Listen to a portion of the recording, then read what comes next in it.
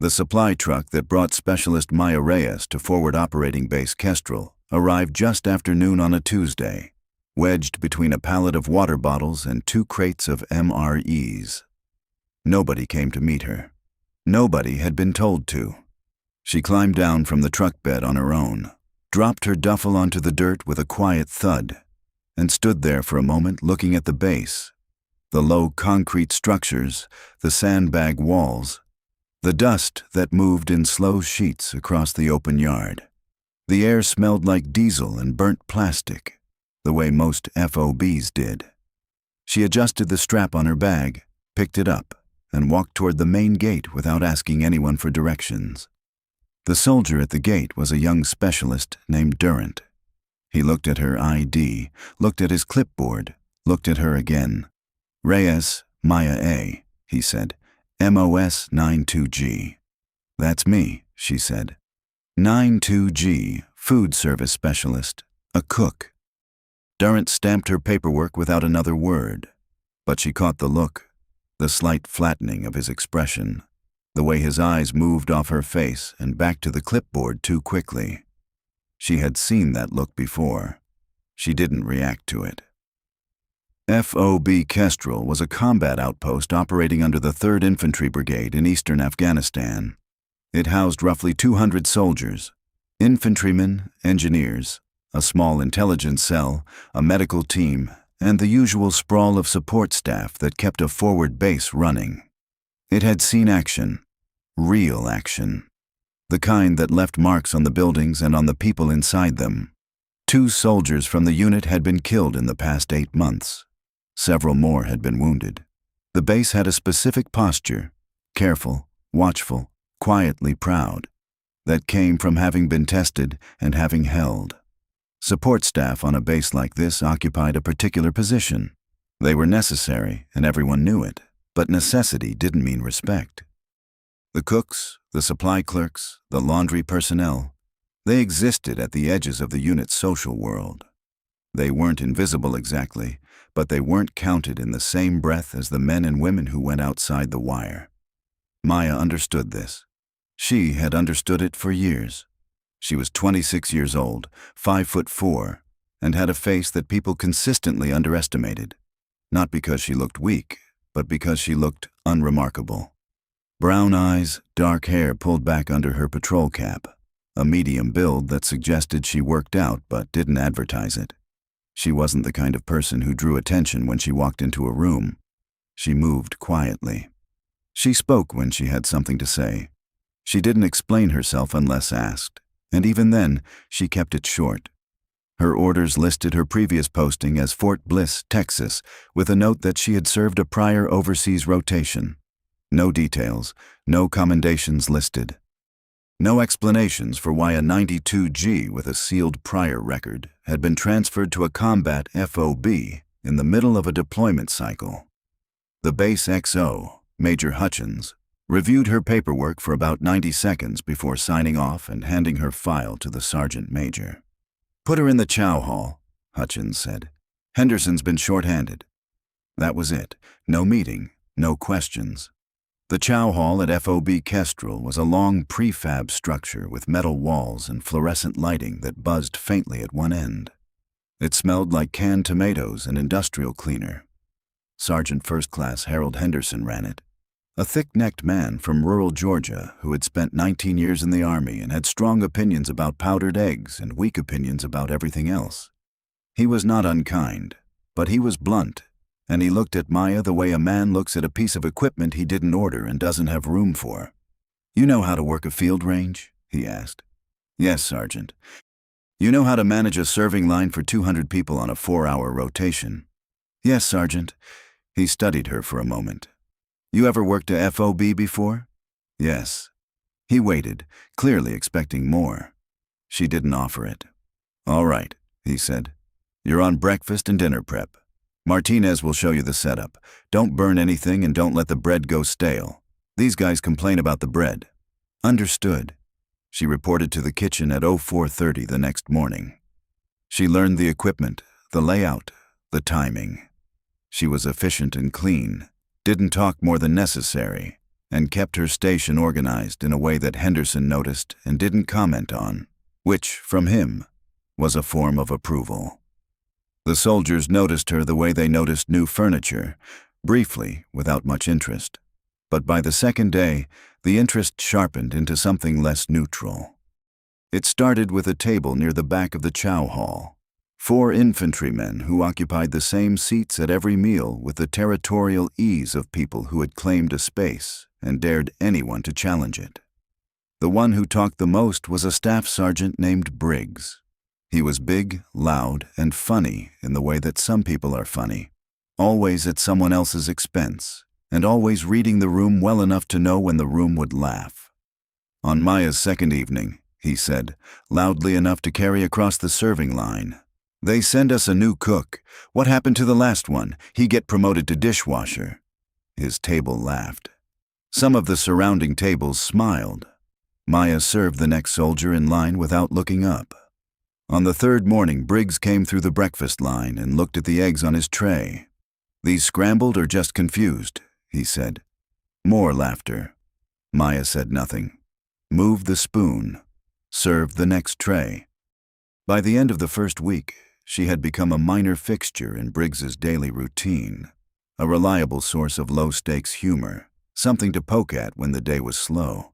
He called her Chef Reyes, in a tone that made the word chef sound like an insult. He called the chow hall her domain, when he wanted to sound magnanimous. He had a gift for making mockery feel almost casual, like it wasn't really meant to land, even as it landed every single time. Maya absorbed it all without visible reaction. Not the stiff silence of someone suppressing anger, and not the dull tolerance of someone who had stopped caring. Something else, a steadiness that was almost too complete, the kind that comes not from indifference, but from deep, practiced discipline. That was what first caught Staff Sergeant Daniel Cole's attention. Cole was part of the base's infantry element. Quiet, precise, the kind of soldier who had learned to trust observation over assumption. He had done 3 deployments. He had been around long enough to know the difference between a person who was enduring something and a person who was simply somewhere else in their head, somewhere calmer, somewhere that the noise in the room couldn't reach. He watched Maya work the dinner line on her 5th day. Watched the way she moved through the kitchen, efficient, economical, no wasted motion. Watched her hands. Watched the way her eyes moved across the room every few minutes. A slow, methodical scan that started at the door and swept left to right before returning to her station. He had seen people scan rooms like that before. Not cooks, not support staff. He picked up his tray and walked back to his table and didn't say anything to anyone. But he kept watching. On Friday afternoon, a supply sergeant named Ortiz was talking to one of the junior medics near the entrance to the chow hall. Maya was moving equipment near the door and was close enough to hear without meaning to. "You know anything about the new cook?" Ortiz said. "Not really," the medic said. "She came from Bliss, right?" "That's what the paperwork says. But I talked to a guy in admin and her prior record is sealed. The whole overseas rotation. Sealed. Like, not just restricted. Sealed." The medic looked over toward the kitchen. Maya had her back to them, wiping down a counter. "What does that mean?" Ortiz shrugged. "Probably nothing. Probably some administrative thing." "Probably," the medic said, but he didn't sound convinced. Neither of them could explain why it bothered them. There was nothing dramatic about her. She was just a cook. She was young and quiet, and she made decent eggs, and she didn't complain about the hours. But the sealed record sat in the back of the conversation like a door that had been locked from the inside. Nobody asked her about it. Nobody asked her much of anything.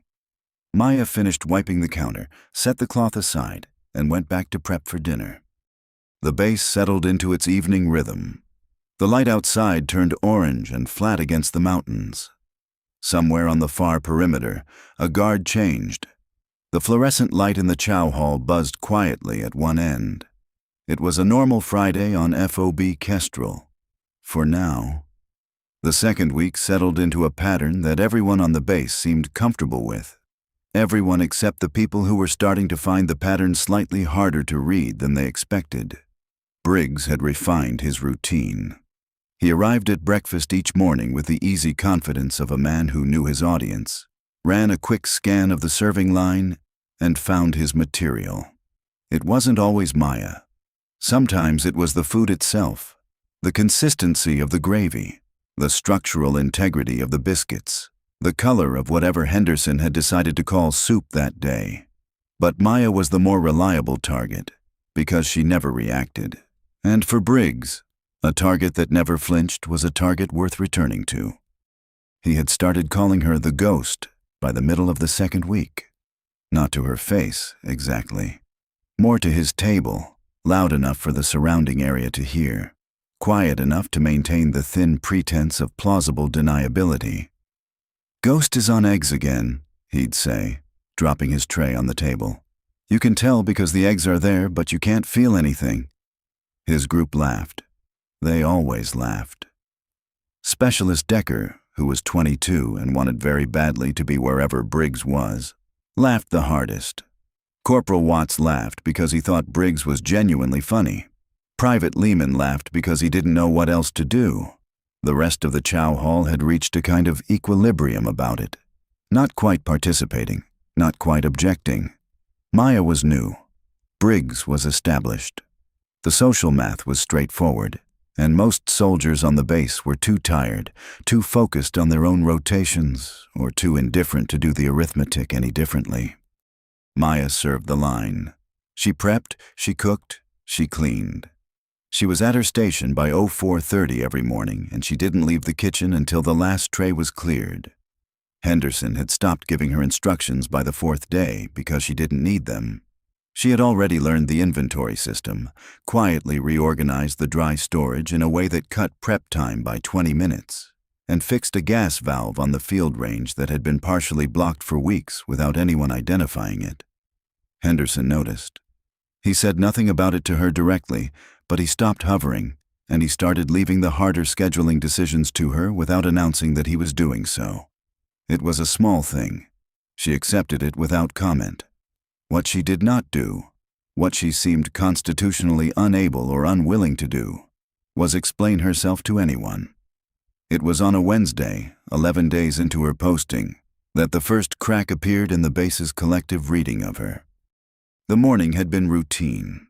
Breakfast had run clean, the line had moved efficiently, and by 0900 the kitchen was already prepped for lunch.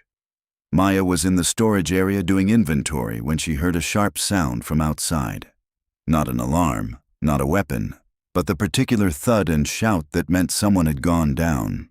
She was through the back door in under 3 seconds.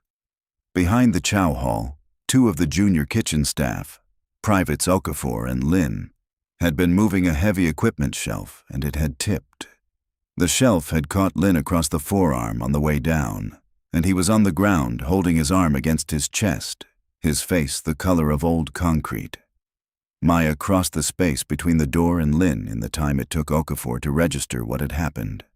She crouched beside him, didn't touch the arm immediately, and said, "Look at me. What's your pain level, 1 to 10? 7, Lynn managed. 8. Where does it hurt most, the forearm or the wrist? Forearm. Middle." She looked at the arm without touching it. The angle of the hold, the way Lynn was guarding it, the slight deformity along the radius she could see even through his sleeve. She glanced up at Okafor. "Get the medic. Tell him possible radial fracture, mid-shaft. Tell him she's not displaced, but she needs imaging." Okafor ran. Maya stayed with Lynn, keeping him still, keeping him talking, monitoring his color and his breathing with the methodical attention of someone running through a mental checklist. When the medic arrived 2 minutes later, a young sergeant named Patel, he crouched down and started his own assessment. He got about 45 seconds in before he slowed down and looked at her. "Mid-shaft radial fracture," he said slowly, as if repeating it back helped him think. "That's my read," Maya said. "Non-displaced. He needs a splint and imaging." Patel looked at her for a moment, not suspicious exactly, but recalibrating. "You have medical training?" "Some," she said. She stood up, told Lynn he was going to be fine, and went back inside the kitchen. Patel watched her go. He finished treating Lynn, got him to the medical tent, ordered the imaging. The fracture was exactly where she had said it was. Non-displaced. Textbook assessment. He mentioned it to the senior medic that afternoon, almost as a footnote. "The cook caught it," he said. "Before I even got there, called it right." The senior medic, a warrant officer named Garza, raised an eyebrow but didn't comment. By dinner, the story had made its first pass around the base. Not as a big story, as a small, slightly odd one. The kind people repeated with a question mark at the end. The cook called a radial fracture. Weird, right? Briggs heard it from Decker and filed it away with a mildly dismissive shrug. "Probably watched a YouTube video," he said. "My sister can diagnose stuff from WebMD, doesn't make her a doctor." His table agreed, but Cole heard it differently. He was sitting 2 tables over when Decker told the story, and he didn't say anything, but he set his fork down and thought about it for a moment. He thought about the way Maya moved through the kitchen, the way she scanned the room, the sealed record, and now this.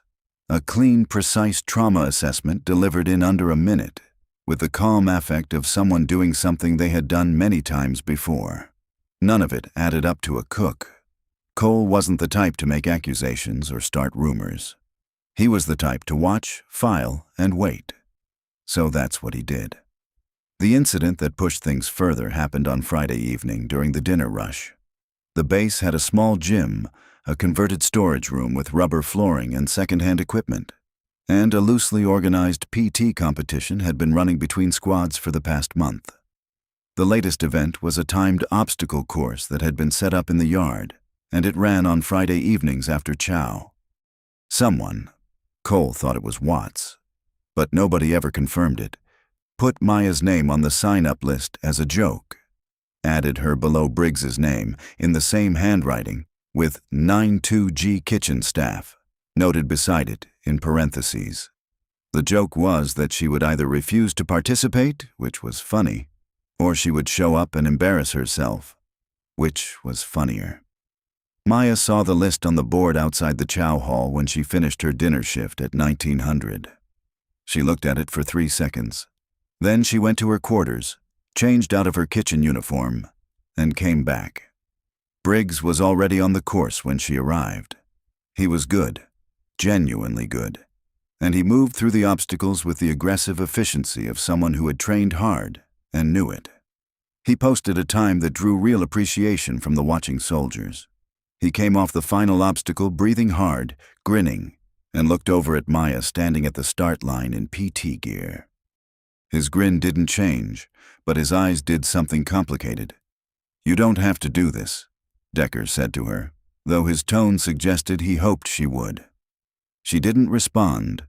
She looked at the course, a single, complete assessment, start to finish.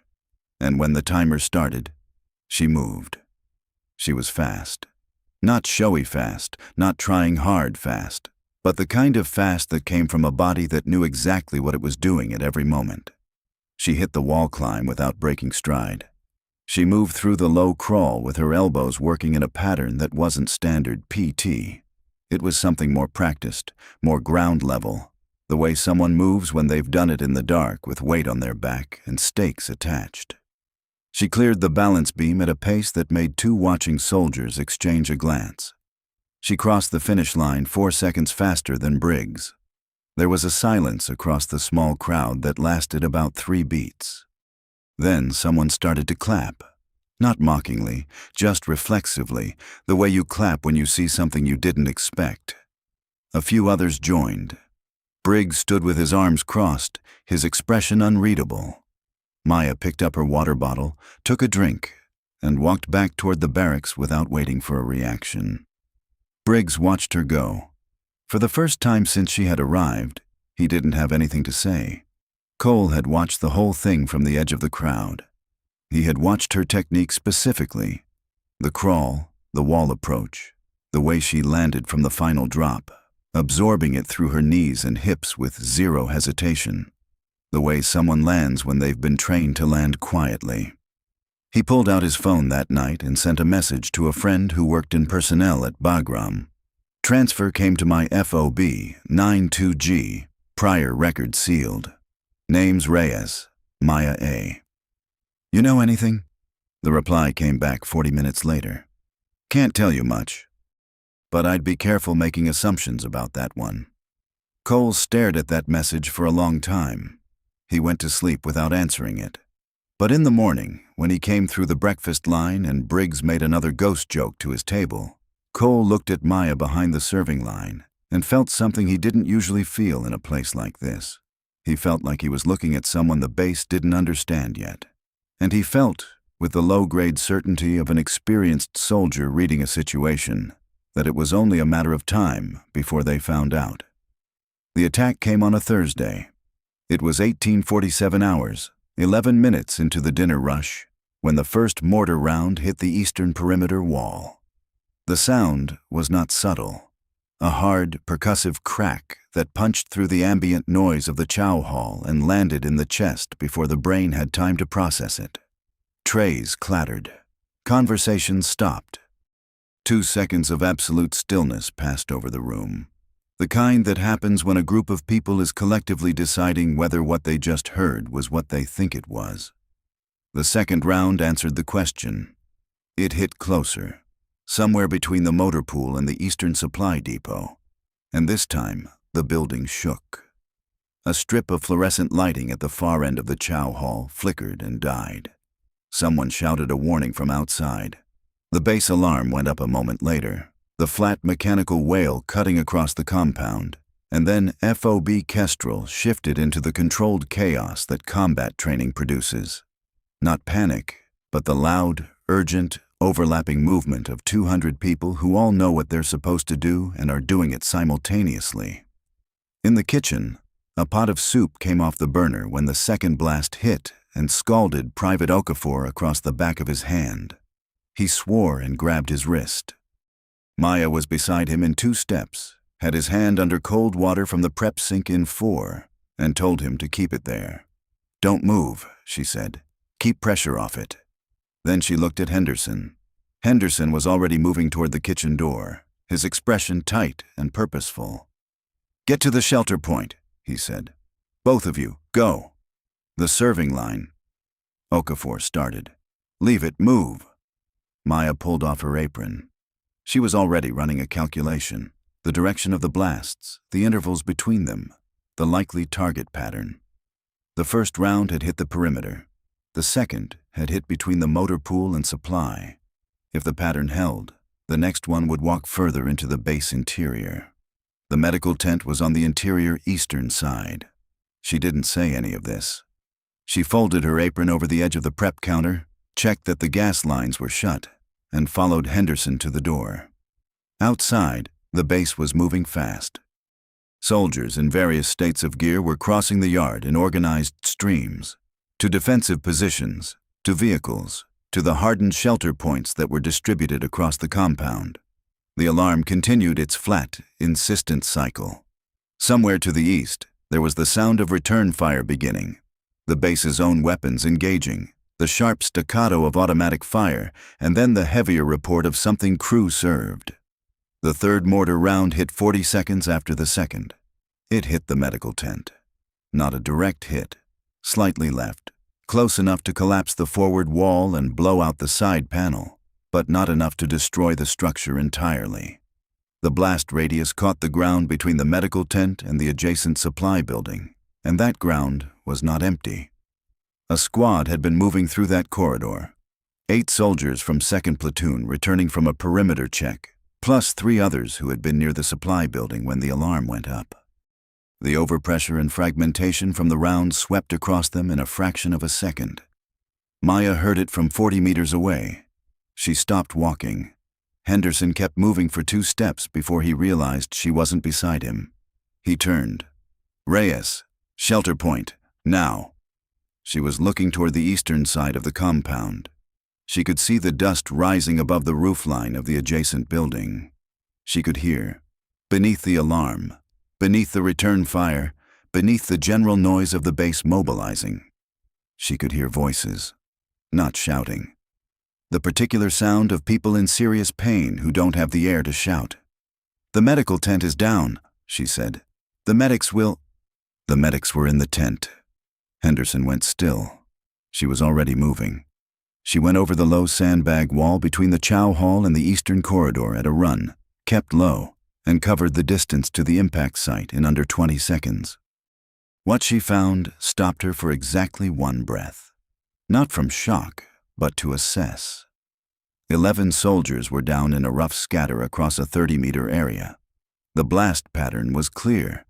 The epicenter had been to the northeast, fragmentation spreading in a cone that had caught the group at varying distances and angles. 3 soldiers were moving on their own, dazed but functional. 2 more were down but conscious, holding wounds. The remaining 6 were in worse shape, some unconscious, some conscious and not moving, one making the kind of sound that meant internal involvement. The medical tent's forward wall was collapsed. Through the gap, she could see movement inside. Someone alive in there, but pinned or disoriented. The tent's external supply cabinet, a green metal box bolted to the outside wall, had been blown partially open by the concussion but was still standing. She crossed to it in 8 steps, hit the latch and pulled it open. Trauma dressings, tourniquets, 2 rolls of hemostatic gauze, an emergency airway kit, a blood pressure cuff, a bag of saline with no IV line attached. She took stock in under 3 seconds, grabbed what she could carry, and turned back to the casualties. She went to the worst first. The soldier nearest the epicenter was a young private named Garfield. She had served him dinner 4 hours ago, had noticed he always asked for extra cornbread. He was on his back with a fragment wound high on his right thigh, and the blood coming from it had the dark, fast quality that meant the femoral was involved, or very close to it. He was conscious but fading, his eyes tracking slowly.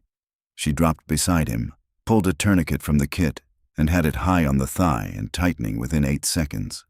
She noted the time, 18:53, against her watch and pressed his hand to the windlass. "Hold this," she said. "Don't let go. Do you understand me?" "Yeah," he said. His voice was thin. "Your name's Garfield. I'm Maya. You're going to be fine, but I need you to hold that bar and not let go. Can you do that?" "Yeah." "Good." She was already moving. The next soldier was a sergeant with a chest wound. Fragmentation entry, right side, the sucking quality of the breath telling her what she needed to know. She pulled a trauma dressing, sealed it on 3 sides, left the 4th open for a valve, and pressed the sergeant's own hand over it. "Breathe slow," she told him. "In through the nose. Don't try to talk." She moved through them in order of severity. Systematic, fast, never hurrying in a way that cost accuracy. A tourniquet on a forearm. Wound packing on an abdominal graze that was bleeding heavily but not arterial. An airway check on an unconscious corporal who had caught overpressure to the head. She repositioned his airway with 2 fingers and a jaw tilt, watched his chest move, kept going. She was using everything, the trauma kit, the hemostatic gauze, and then, when the kit ran low, she improvised. She went back to the supply cabinet and found an emergency thermal blanket, cut it into strips with the blade on her belt. She used clean cloth from her own uniform sleeve to pack a wound when the gauze ran out. She kept moving, kept talking to each soldier in the calm, direct, non-negotiable tone of someone who needed them to stay engaged, stay conscious, stay with her. From inside the collapsed medical tent, she heard a voice finally cut through clearly. "Anybody out there? I'm stuck. The shelf came down."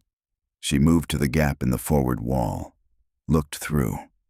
One of the medics, a young specialist named Torres, was pinned under a collapsed shelving unit, his legs trapped but his upper body free. He was scared but coherent. "Torres," she said, "are you bleeding?" He looked down at himself rapidly. No, I don't think. My legs are just stuck. I can't." "Is there pain in your legs or just pressure?" A pause. "Pressure, both legs. My right ankle hurts." "Probable fracture, right ankle. You're not going to make it worse by staying still." I need you to stay exactly where you are and talk me through your supply inventory. What do you have in there? He blinked at her. What? Supplies, Torres. What's in the tent? I'm running low out here. He turned his head, looked at the shelves and cabinets around him, and started talking. She directed two of the walking wounded soldiers, dazed but functional, to reach through the gap and pass supplies out to her from Torres's directions. It worked. More dressings, another tourniquet, an actual IV setup. She got a line into the soldier with the femoral adjacent wound and started the saline, propped the bag against the sandbag wall above him to let gravity work. She moved. She didn't stop moving. Cole arrived at the scene 7 minutes after the blast. He had been at the western defensive position when the round hit the eastern corridor. When the immediate defensive response confirmed no ground assault was following the mortar fire. It had been a harassing attack, 3 rounds and done. Cole had moved toward the casualty site with 2 other soldiers to assist. He stopped at the edge of the scene and stood there for a moment. 11 soldiers. 8 of them were stabilized. Tourniquets correctly applied, wounds packed or sealed, airways clear, at least 2 with IVs running. The 3 walking wounded had been organized into a support role, positioned where Maya had placed them, doing what she had told them to do. Every critical casualty had been reached. Every one of them was still breathing. Maya was kneeling beside the last soldier, the one with the chest wound, adjusting the dressing seal, checking his breathing rate, talking to him in a low, steady voice. Cole stood at the edge of the scene and could not immediately process what he was looking at. He had seen triage before. He had seen good medics work mass casualty events, the controlled prioritization, the economy of movement, the voice control that kept casualties conscious and cooperative. He knew what it looked like when someone did it well. This was that, exactly that. Performed by a cook with a partial trauma kit and improvised materials, alone, in under 10 minutes, under the possibility of additional incoming fire. Maya looked up and saw him standing there. "I need a medevac request," she said.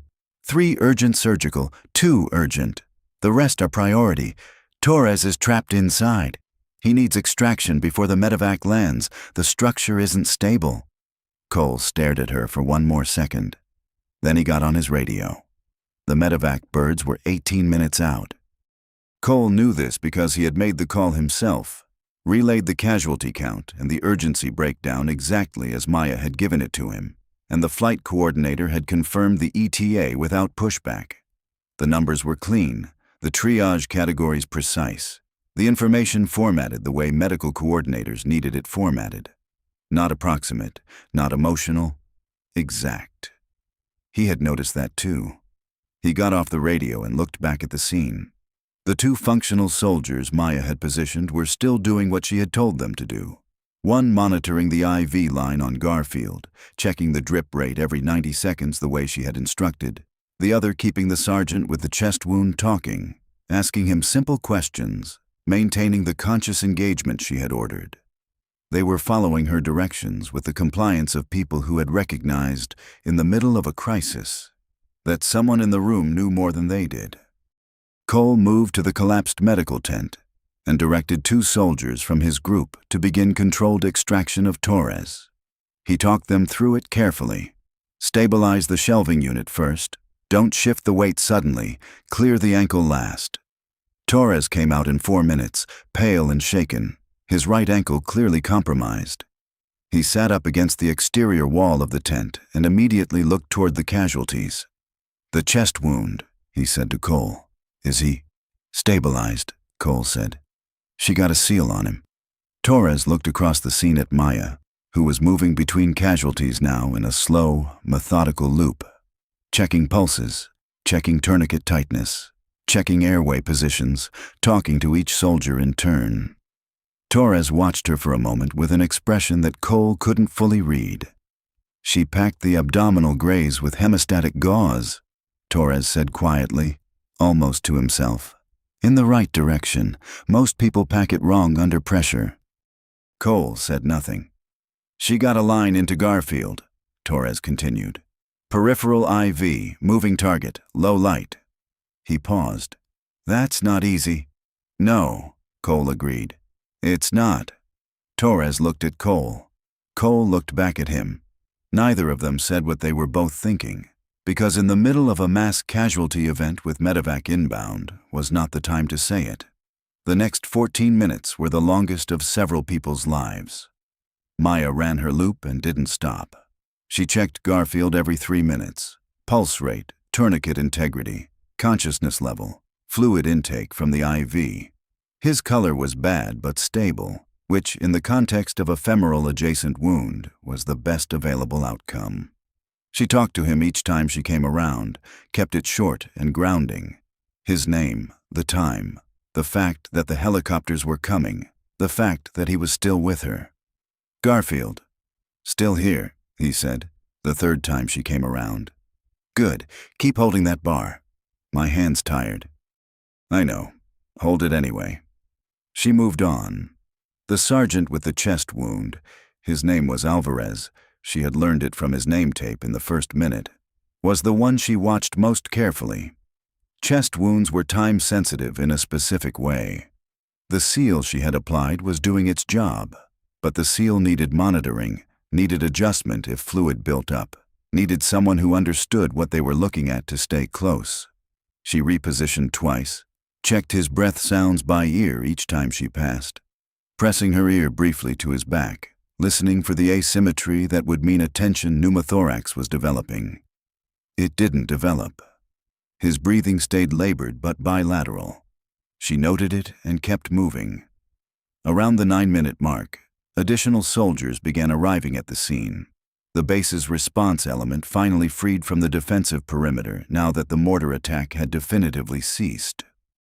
They came in fast and loud, and the first two through the corridor entrance pulled up short when they saw the scene, and could not immediately understand what they were looking at. What they saw was 11 casualties, 8 of whom were clearly stabilized and monitored, with tourniquets and dressings, and in 2 cases IV lines running. 2 soldiers in walking wounded status were actively providing care under direction. A third person, small, female, in PT pants and a uniform top with one sleeve cut off at the elbow, was moving between casualties in a pattern that was clearly systematic and clearly working. One of the arriving soldiers, a staff sergeant named Wicker, started to move toward Garfield, the most visually dramatic casualty, the one with the tourniquet and the IV line and the pale face. Maya's voice stopped him without rising in volume. "Don't touch the tourniquet," she said, not looking up from Alvarez. "Don't adjust anything on the IV. If you want to help, sit beside him and keep him talking. If he loses consciousness, tell me immediately." Wicker stopped, looked at her, looked at Cole. Cole gave him a single nod. Wicker sat down beside Garfield and started talking to him. A few of the other arriving soldiers took positions around the scene, following the logic of what Maya had already organized. The space was structured, the roles were clear, and moving against the structure would have meant actively deciding to make things worse. Nobody did that. Maya finished her loop and went back to the supply cabinet. She inventoried what remained. 2 trauma dressings, 1 tourniquet, minimal gauze. She did the math against her remaining casualties and determined she had enough for 1 additional critical event if one developed, but not 2. She found Cole at her shoulder. "Medevac ETA?" she asked. 9 minutes, he said. She nodded and went back to Garfield. Cole stood at the edge of the organized scene and let himself for a few seconds simply observe. He had been in the Army for 11 years. He had deployed 3 times. He had been present at 2 mass casualty events, 1 IED strike in Iraq, 1 complex ambush in eastern Afghanistan, and he had watched trained medics work both of them. He understood what competent trauma care under pressure looked like. He understood the mechanics of it. The triage system, the tourniquet protocol, the wound packing technique, the airway management sequence. What he was watching was not the performance of someone who had taken a combat lifesaver course and retained the material. Combat lifesaver training produced functional, basic care, the minimum necessary to keep a person alive until a medic arrived. It did not produce peripheral IV access in low light on a hypovolemic patient. It did not produce a 3-sided chest seal applied correctly on the first attempt. It did not produce the specific pattern of movement and assessment he was watching. The loop, the intervals, the priority sequencing. The way she had organized bystanders into functional roles with instructions precise enough that untrained soldiers were executing them without error. This was something else. This was someone who had done this before, not in training, in the field. He thought about the obstacle course, the way she had low-crawled, the way she had landed from the wall drop, knees bent, weight distributed, automatic and quiet. He thought about the radial fracture assessment, the way she had called it in under a minute, with the terminology and the confidence of a clinician. He thought about the sealed record. He took out his notebook. He carried a small one in his left breast pocket, a habit from his first deployment, and wrote 3 words. Then he put it away and went back to managing the perimeter. The medevac helicopters came in at 19:21 hours. 2 Blackhawks settling into the designated landing zone on the western side of the base in a wash of rotor noise and dust. The flight medics were off before the skids fully settled, moving fast with their own equipment and their own authority, and they hit the casualty scene at a controlled run. The lead flight medic, a warrant officer named Bashir, took in the scene in about 4 seconds, and then slowed down in the way that people slow down when they realize the situation is more controlled than they prepared for. He looked at the casualties. He looked at the dressings. He looked at the IV lines. He looked at Maya, who was giving a handoff report to one of his medics. Calm, sequential, formatted. Casualty identification, mechanism of injury, interventions performed, current vital signs, changes since initial assessment, time of tourniquet application. The medic was writing it down, but Maya was going faster than he needed to write, and he was keeping up because the information was structured well enough to follow. Bashir walked over to Cole. "Who did the triage?" he asked. Cole looked at Maya. Bashir followed his gaze. "Her?" "Yes." Bashir looked back at the scene. He walked slowly along the line of casualties, checking each one, checking the tourniquet placements, the wound packing, the chest seal, the airway positioning. He spent a moment at Garfield, checked the IV line, checked the tourniquet time noted on the windlass in black marker. He checked Alvarez, listened to his breath sounds, looked at the chest seal. He came back to Cole. "The 3-sided seal is textbook," he said. "The tourniquet on the femoral case is high and tight, time marked correctly." He paused. "She marked the tourniquet time." "Yes. Most people forget to mark the time." "I know." Bashir looked at Maya again. She was still talking to his medic, finishing the handoff. Her voice was even. Her hands were steady. There was blood on her left forearm, not her own, and a long smear of dust across her face, and one sleeve cut away at the elbow, and she looked like someone who had just done something very hard in a very short amount of time and was not finished yet. "What's her MOS?" Bashir asked. Cole said it quietly. 92G. Bashir was still for a moment. "Food service?" "That's what her paperwork says." Bashir looked at him with an expression that was not quite disbelief and not quite understanding, but somewhere between them. The expression of a man who was looking at a fact that didn't fit the category it had been filed in. "All right," he said finally. He turned back toward his casualties. "Let's move." The loading took 11 minutes. All 3 urgent surgical casualties went on the first bird. Garfield, Alvarez, and a private named Chen, who had a fragment wound to the abdomen that Maya had packed and marked as priority upgrade based on a change in his pulse rate during the final minutes before medevac. The call proved correct. The flight medic who checked Chen during loading confirmed the upgrade without hesitation. The second bird took the 2 urgent casualties and Torres, whose ankle fracture and potential back involvement made ground transport inadvisable. When the helicopters lifted, the remaining casualties were stable enough for ground transport to the base medical facility. Maya gave the ground medics, 3 of them, arrived in the final minutes before medevac, individual handoff reports for each remaining patient. The reports were the same format: identification, mechanism, intervention, current status, watch points. The last ground medic, receiving the last handoff, looked up from his notes. "You're the one who set all this up?" he said. "Yes. What's your background?" She looked at him for a moment. "I'm a cook," she said. She picked up what remained of the trauma kit, set it on top of the supply cabinet, and walked back toward the chow hall. Cole watched her go. Around him, the base was beginning its post-incident accounting. The controlled slowdown after crisis, the head counts and damage assessments and radio reports that followed any attack. Soldiers were moving with the purposeful exhaustion of people coming down from adrenaline. He stood where he was and looked at the 3 words he'd written in his notebook. "Who is she?" Then he closed the notebook, put it back in his pocket, and went to find the base commander. Major Hutchins had been running FOB Kestrel for 8 months, and he had developed, over that time, a reliable instinct for when something needed his direct attention. It was not a dramatic instinct. It didn't announce itself. It was more like a quiet shift in his awareness, a sense that the information in front of him was pointing somewhere he hadn't looked yet. Cole found him in the command post 40 minutes after the medevac lifted, still managing the post-incident reporting.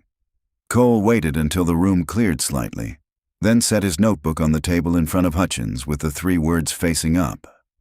Hutchins looked at them. Then he looked at Cole. Cole told him everything: the obstacle course, the fracture assessment, the sealed record. What he had watched Maya do in the 17 minutes between the mortar strike and the medevac arrival. He kept it factual and sequential, the way he reported everything without embellishment or conclusion. He laid the observations down and let them sit. Hutchins listened without interrupting. When Cole finished, Hutchins was quiet for a moment.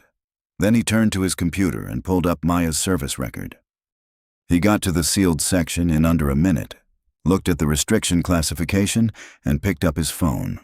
It took him 2 calls and 20 minutes to get the file opened. He read it alone. Cole waited outside. When Hutchins came to the door, his expression was the careful neutral of a man managing his own reaction. "Get Sergeant Major Dillon," he said, "and find Sergeant Briggs."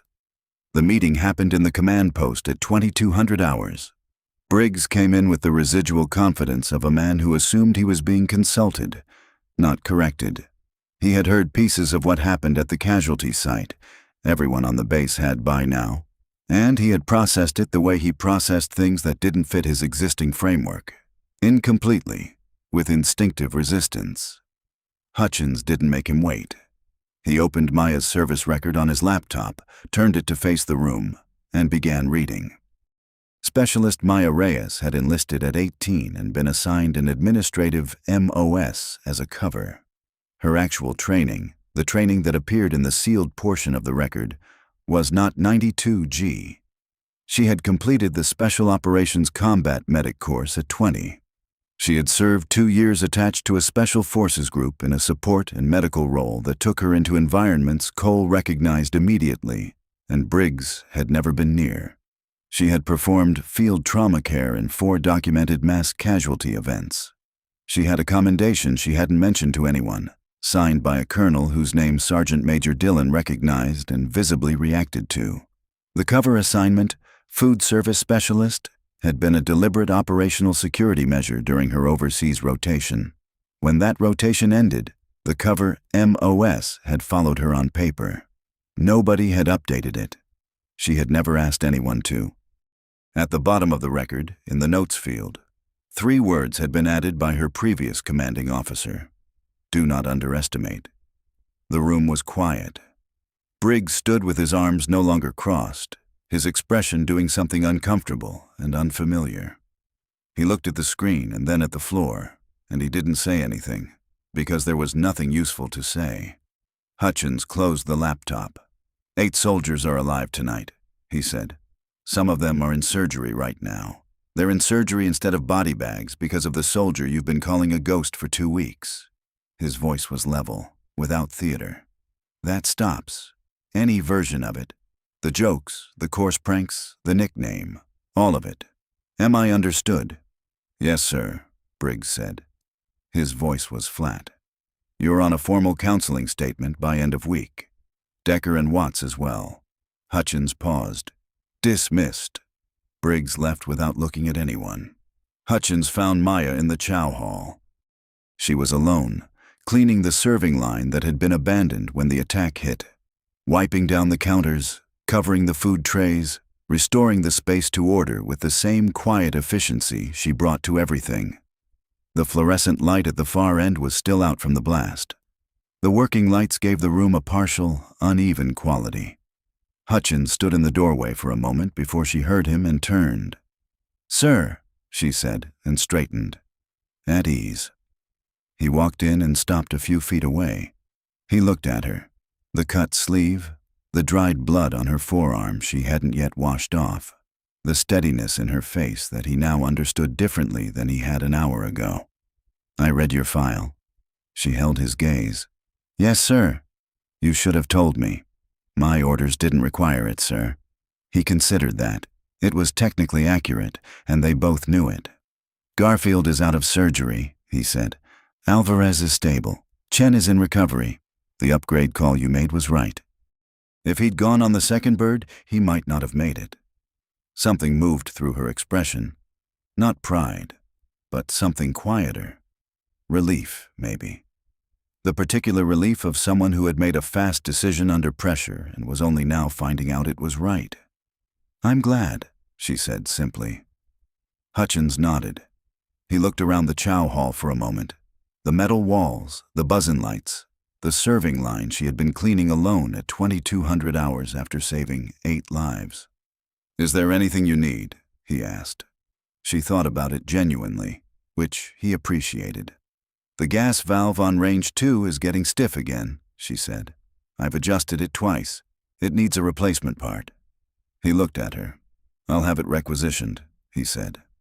She nodded and turned back to the counter. He stood there one more moment, watching her work. He thought about the note at the bottom of her file. He thought about what it meant that the officer who wrote it had felt it necessary to write it at all. That someone, somewhere, had looked at this woman and needed to warn the next person not to make the same mistake. Specialist Reyes, he said. She looked back. Good work tonight. She held his gaze for a moment. Thank you, sir, she said. Then she picked up the cloth and went back to cleaning.